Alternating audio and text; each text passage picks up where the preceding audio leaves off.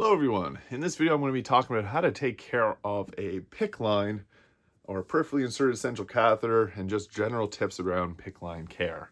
So getting a PICC line in is not the most fun thing in the world, but it does cut down the amount of IVs you'll end up having to get because you can leave this thing in for a long period of time. Mine's been in for 4 months and it's cut down about 100 IV pokes. So I want to take care of this thing. And one of the biggest things you have to watch for is making sure that it doesn't get like too wet or damp from things like sweat or even showering. So my biggest tip is make sure if you're in somewhere warm that you've got like air conditioning or something that's going to keep you from sweating, because sweating can cause an infection and you don't want this to get infected.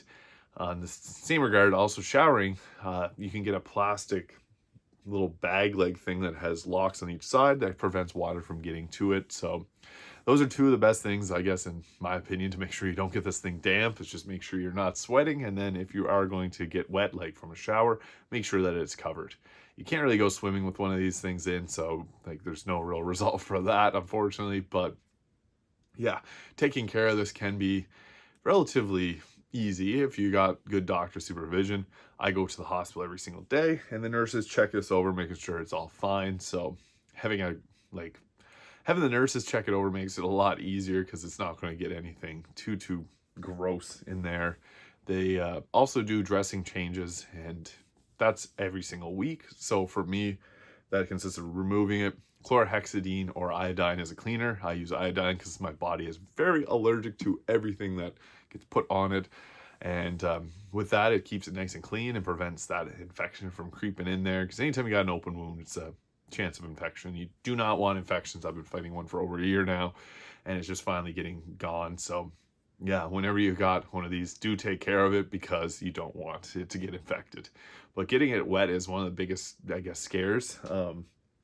If you got something like this is called Surgelast. It's like a little elastic that holds this tight against my body, so if I'm putting on a hoodie or something, it doesn't yank on and pull it out. Depending on how the procedures are where you're at in the world, mine has a metal hook that is hooked onto the inside of my arm so that it doesn't rip itself out accidentally.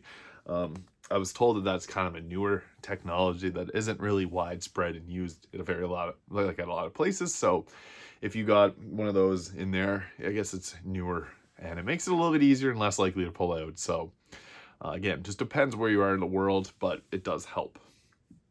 So yeah, caring for your PICC line again is just keeping it dry, keeping yourself hydrated and full of good nutrients as well. So like if you're fighting infection, you want to make sure your diet is on point. A lot of times for PICC lines, it's going to be antibiotics. So having a good probiotic is going to help too.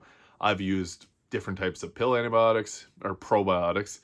They don't work really as well as the real deal. So something like kefir or any type of like kimchi, any natural probiotic is going to be better for you than just that.